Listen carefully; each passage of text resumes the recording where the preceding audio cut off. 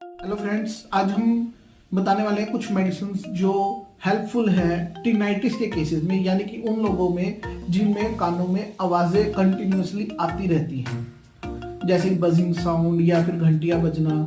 तो इन केसेस में ये मेडिसिन बहुत हेल्पफुल ने क्लिनिकल एक्सपीरियंस में। इसमें सबसे पहली मेडिसिन आती है नेट्रम सेलिसिकम, दूसरी मेडिसिन आती है फेरम पिक्रिकम, तीसरी मेडिसिन आती है ब्राइटम म्यूरेटिकम, चौथी मेडिसिन आती है चिनियम सल्फ और पांचवी मेडिसिन आती है चाइना।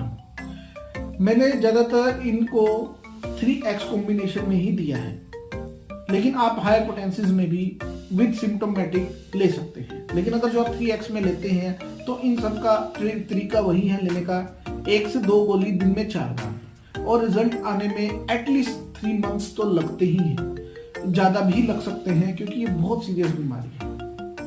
धन्यवाद।